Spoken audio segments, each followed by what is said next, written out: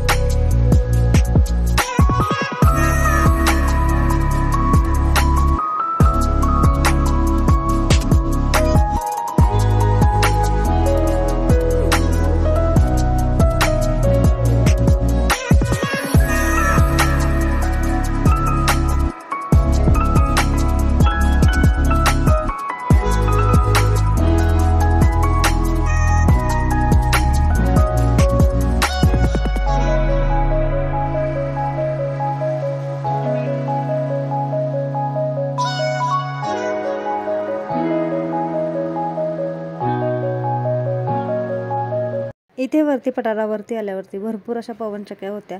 रस्ता काही ठिकाणी चांगलाही होता आणि काही ठिकाणी खूप खराबही होता। आता इथे बघू शकता खूप खड्डे होते रस्त्यामध्ये आणि तरीही मी शूट घेत होते।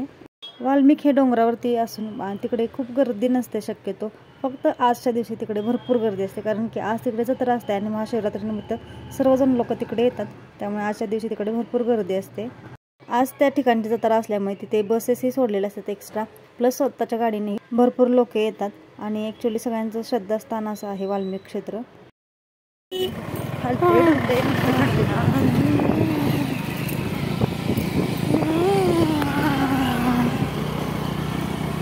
शूटिंग बंद कर। तर या ठिकाणी आम्ही थोडा वेळ गाडीवरून उतरलो होतं, कारण की जरा ऊनही खूप होतं आणि आहोंना ताण वगैरे लागलेली, आम्ही थांबलो होतो। आहोंनी वरदने मी पाणी पिलं आणि मग नंतर आम्ही परत पुढे गेलो।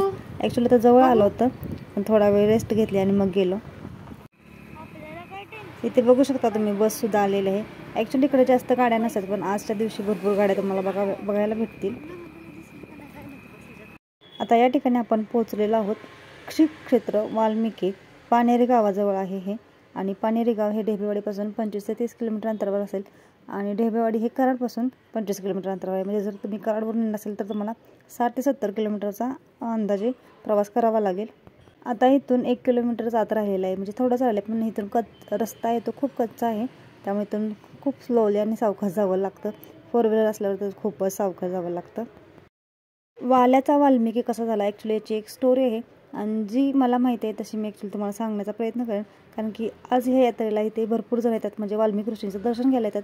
आणि वाल्मिक ऋषी कोणाला माहीत नसतील असं नाही, ज्यांनी रामायण घडण्या अगोदरच लिहिलं ते ऋषी म्हणजे वाल्मिक ऋषी। रामायण असं एकमेव महाकाव्य आहे जे घडण्या अगोदर लिहिलं गेलेलं आहे आणि ते वाल्मिक ऋषींनी लिहिलं होतं। आणि त्यांच्या पदस्पर्शाने ही पावन झालेली भूमी आहे. वाल्मिकी ऋषी हे अगोदर वाल्या कोळी म्हणून म्हणजे त्यांचं नाव होतं आणि ते ॲक्च्युली दरोडेखोर होते. ते जंगलामधून जे लोक जायचे त्यांचे म्हणजे त्यांना ते मारायचे आणि त्यांच्याकडचं सोनं नाणं काय असेल ते घ्यायचं आणि त्याच्यावरूनच त्यांचे ते घर चालवायचे म्हणजे उदरनिर्वाह करायचे. सो त्यांनी असे भरपूर लोकांना मारलं होतं आणि असे त्यांचे जे ते एका व्यक्तीला मारलं की ते एक खडा एका रांजणात टाकायचे, असे त्यांचे 7 रांजण भरले होते. एवढं पाप त्यांनी केलं होतं. 7 रांजण भरणे म्हणजे ते केवढं पाप झालं तर तुम्ही पण बघा.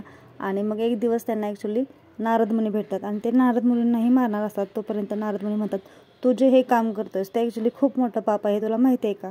सर तो म्हणतो की हो मला माहिती आहे, मी खूप मोठं पाप करतोय, पण माझ्या घराला जगवण्यासाठी ॲक्च्युली मी हे करतोय. तर ते म्हणतात की तू जे पाप करतोय त्या पापामध्ये तुझे कोण सहभागी आहेत? तर तो म्हणतो मी करतोय माझ्या घरच्यांसाठी, म्हणजे घरचेही पाप असणार असतात. तर ते म्हणतात नाही, तू तुझ्या घरच्यांना जाऊन विचारून ये की याच्यामध्ये कोण सहभागी आहे म्हणून. तर ते आधी आईवडिलांना वगैरे विचारतात. तर आईवडील काही म्हातारे झाले असतात, त्यामुळे ते म्हणतात आणि ते तू म्हणजे तुझं कर्तव्य जबाबदारी आहे, त्यामुळं ते पाप आमचं कसं असं म्हणतात. मग त्यांना वाटतं आपली बायको तर आपली सहचारणी असते, अर्धांगिनी असते, मग तिला विचारूयात. तिला ते ज्या वेळेला विचारतात तेव्हा ती काटा काढत असते तिच्या पायामध्ये जो लागलेला असतो. तर ती म्हणते मी हा काटा काढते ह्याचं दुःख तुम्हाला आहे का? तर तो म्हणतो नाही. तसंच ते पण म्हणते जर तुम्ही जे पाप करता ते तुमचं पाप तुम्हाला आणि माझं पाप मला. तर त्यांना तेव्हा कळतं की म्हणजे आपले आई वडील, आपली मुलं बाळं किंवा बायको ह्या पापामध्ये कोणीच भागीदार नाही. म्हणून मग ते आपला सर्व संसार सोडून पुन्हा येऊन नारद मुनींना भेटतात आणि तेव्हा सांगतात की ह्या पापामध्ये कोणीच भागीदार नाही. तर तेव्हाच नारद मुनी मग त्यांना सांगतात की तुम्हाला तुमच्या पापातून जर मुक्ती करायची असेल तर तुम्ही राम राम ह्या नामाचा जप करा म्हणून. तर ते म्हणतात पण ते राम नाम म्हणजे जपण्यासाठी तुम्हाला एक शांतता पाहिजे, म्हणून ते मग राम नाम हे जपण्यासाठी तुम्हाला एका शांततेच्या ठिकाणी जावं लागेल आणि तेव्हाच तुमचा ह्या पापातून मुक्ती होईल असे ते सांगतात. त्यावेळेला मग ते तिथून निघतात आणि संसार वगैरे सोडून ते येत असतात. त्यावेळेला त्यांच्या वासनेचाही अंत व्हावा यासाठी ते त्यांची जी कुऱ्हाड असते ज्याने ते प्रत्येकाला मारत असतात ते कराड ह्या ठिकाणी कृष्ण कोयना संगम आहे त्या नदीमध्ये टाकतात. त्यामुळे कराड या गावाला कुऱ्हाडीवरून कराड हे गाव नाव पडलेलं आहे. तिथून पुढे त्यांना शांतता हवी असते म्हणून ते इकडे वरच्या बाजूला येतात आणि ढेबडच्या पण वरती ते पूर्ण जंगल जिथे आहे ते पानेरी गाव आहे ते आता तिथे ते येऊन त्यांचे जपनाम करतात रामनाम. त्यांना राम राम पण म्हणता ॲक्च्युली येत नसतात, पण ते मग त्यांना नारद मुनींनी मरा असं म्हणा सांगितलेलं असतं. मग ते मरा म्हणत पुन्हा राम राम राम राम असं म्हणतात. त्यांनी ज्या वेळेला जपनाम सुरुवात केली बसायला त्या ठिकाणी जे बसलेले ते हे मंदिर आहे आणि तिथे आत्ता मी दर्शन घेतलेलं आहे ते हे ठिकाण आहे. ते बसताना त्यांना पंचतत्वातली एखादी वस्तू आपल्याला जप करताना घ्यावी लागते. सो ते एका दगडाला टेकून बसलेली, त्या दगडाला टेकून जिथे बसलेले तिथे हे मंदिर बांधलेलं आहे. आणि त्यांना नंतर त्यांच्या हातामध्ये जे काठी होती जे हिंस्र प्राणी दमवायचे त्या हिंस्र प्राण्यांनी त्रास देऊ नये म्हणून त्यांनी ती काठी आहे त्याची पुढे टाकली होती. त्याचं एक झाड सुद्धा तयार झालेलं आहे. त्या झाडाला टोमक्याचं झाड असं म्हणतात. त्या काठीला जी पालवी फुटलेली ते झाड ॲक्च्युली टोमक्याचं झाड असं म्हणून ओळखलं जातं. त्याला पाणी नसलं तरी त्या झाडाला पालवी फुटते आणि इतक्या वर्ष ते झाड अजूनही आहे आणि त्याला सतत पालवीही असते आणि ते सह्याद्री पर्वतरांगामध्ये क्वचितच आढळून येतं. आणि इकडे आहे ते वांगमधीचं उगमस्थान आहे. जेव्हा त्यांना राम नाम जप करून जेव्हा सिद्धी प्राप्त झाली त्यावेळी त्यांना तहान लागली होती, तर त्यांनी गंगेला आवाहन केलं होतं की तू इथे ये. सो त्यावेळेला तिने इथे प्रकट झाले होते आणि तेव्हा वाल्मिकींचा वा आणि गंगा नदीचा असं वांग नदीला नाव दिलेलं आहे. त्याचं हे उगमस्थान आहे. वाल्मिकींना जेव्हा सिद्धी प्राप्त झालेली त्यावेळी त्यांना त्यांच्या बाजूने ते असं वारुळ तयार झालं होतं आणि ॲक्च्युली लोकांना माहिती पण नव्हतं की तिथे कोणतरी व्यक्ती आहे म्हणून. सो अशी आख्यायिका आहे की गुराखी असतात ते गुरे राखण्यासाठी ते तिथे आलेले आणि तेव्हा एका म्हशीने त्या वारुळामध्ये शेंग घातला आणि त्या शेंगाला रक्त लागलं होतं. सो माणसांना म्हणजे तिथे वाटलं त्या गुराख्याला की आतमध्ये कोणतरी आहे. सो त्यांनी तेव्हा तिथे बघितलं तर आत वाल्मिकी होते. मग तेव्हा ते वारुळ वगैरे काढलं होतं. आणि अशी ही आख्यायिका आहे की त्यांना सिद्धी प्राप्त झाल्यानंतर त्यांना पुन्हा नारद मुनी भेटले आणि त्यांनी सांगितलं की तुझं कार्य इथं संपवलेलं नाही आहे, तर तुम्हाला अजून रामायण लिहायचं आहे. जे रामायण घडलंही नव्हतं त्याच्या अगोदर त्यांनी ते रामायण लिहिलं गेलेलं आहे. पण त्यांना ते इथे सिद्धी प्राप्त झाल्यानंतर ते त्यांनी उत्तर प्रदेशमध्ये जाऊन पुन्हा रामायण वगैरे लिहिलेलं आहे. आणि आता ह्या ठिकाणी फक्त त्यांचे तपभूमी आहे, म्हणजे त्यांनी जिथे राम राम जप केला ते ही तपभूमी आहे. त्यांची जन्मभूमी ही वाल्ले गाव आहे, म्हणजे जन्मभूमी वेगळी कर्मभूमी वेगळी, म्हणजे जिथे रामायण लिहिलं ते उत्तर प्रदेशमध्ये आणि ही तपभूमी आहे, म्हणजे त्यांनी तप केलं तपश्चर्या केली रामनाम जपाचे जप केला वरती ही भूमी आहे. झाड बघ, हे बाळा झाड आहे ती समोरच. हो, ही मध्ये येते.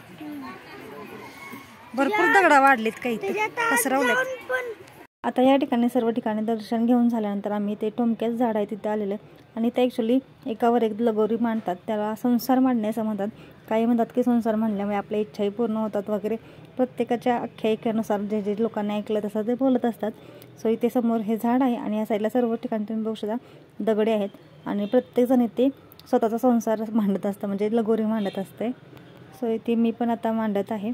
आणि ॲक्च्युली या ठिकाणी भरपूर लोक आता यायला लागले जत्रेच्या निमित्ताने का होईना, पण अजून ही ठिकाण आहे ते भरपूर लोकांना माहिती नाही. सो माहिती व्हावं म्हणून ही व्हिडिओ जास्तीत जास्त शेअर करा. तर या ठिकाणी माझं झाल्यानंतर वरद ही म्हणला मम्मी मला पण मांडायचं आहे. सो तो पण आता या ठिकाणी मांडत आहे. आणि या ठिकाणी तुम्ही बघू शकता लोकांची गर्दी खूप होती.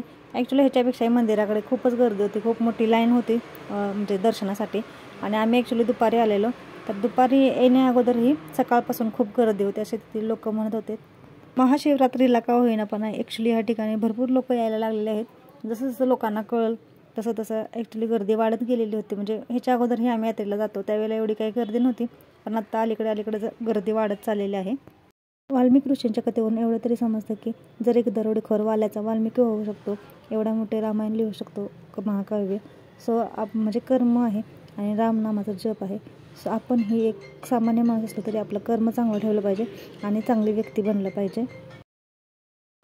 आता या टायमिंगला मला ते 4 ते 5 वाजले असतील आणि तरी भरपूर गर्दी होती. तुम्ही बघू शकता इथे मंदिरासमोर अजूनही गर्दी होती, रांगा होत्या अशा दर्शनासाठी. आम्ही आलो त्यावेळेला ह्या जत्रेमध्ये पण खूप गर्दी होती, पण आता जरा गर्दी कमी झालेली आहे. आमच्या ओळखीचे कस्टमर होते, म्हणजे आमच्याकडे जे रेग्युलर येतात चप्पल घ्यायला, त्यांचा इथे स्टॉल होता मेव्याचा म्हणजे प्रसादाचा वगैरे. सो त्यांच्याकडून आम्ही प्रसाद घेतला. पुढे वरदला घेऊन आईस्क्रीम वगैरे दिलं. आमचा उपवास होता सो कलिंगड खाल्ला आम्ही, बाकी काही खाऊ शकलो नाही. पिल्लूला थोडा वेळ खेळायचं होतं. सो तिथे जंपिंगच्या पाकमध्ये खेळत होता, खूप छान होतं. त्याला अशी छोटी छोटी ब्लू कलरची फुलं होती, तुम्ही बघू शकता. खूप छान असं झाड आहे, कशात हे माहिती नाही मला नाव वगैरे त्याचं, पण मला छान वाटलं म्हणून ते खेळण्यावरती कॅप्चर केलं.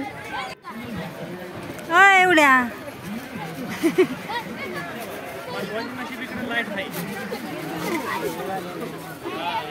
केवढा जम्पिंग जपाक.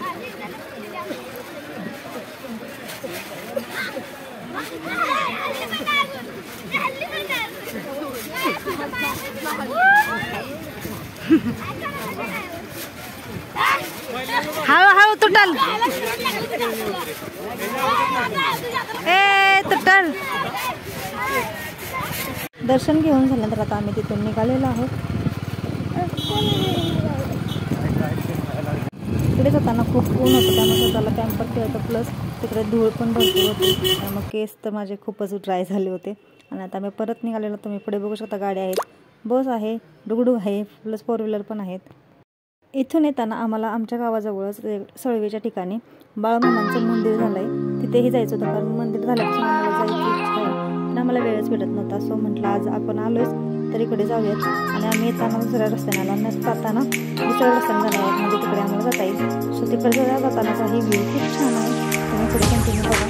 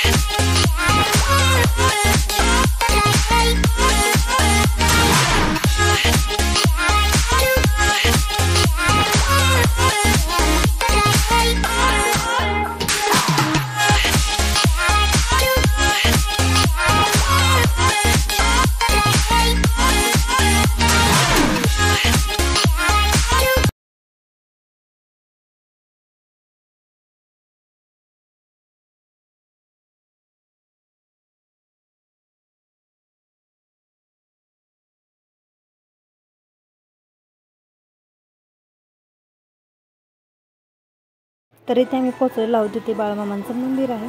स्वतः इथे आम्ही दर्शन घेऊन मग नंतर घरी जाणार आहोत. माझा व्हिडिओ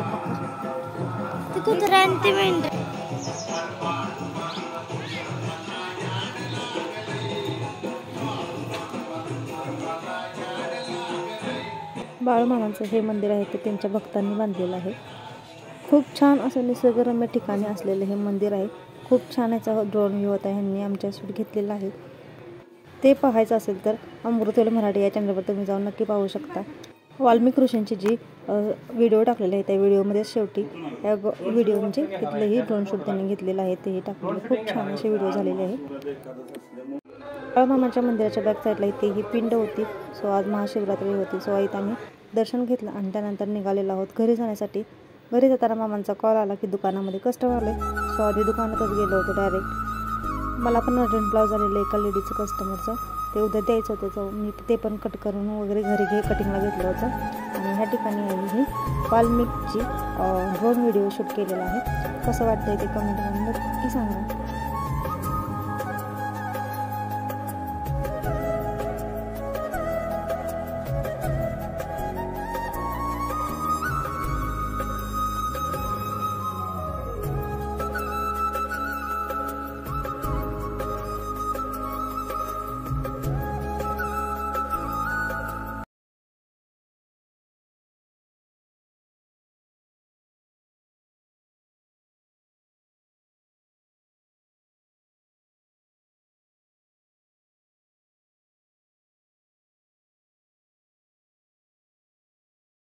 तर याच नोटवर माझा हा व्लॉग आहे तो मी इथे संपवते. तुम्हाला माझा हा व्लॉग कसा वाटला हे कमेंट करून नक्की सांगा. आवडला असेल तर प्लीज लाईक करा, शेअर करा आणि सबस्क्राईब करायला विसरू नका.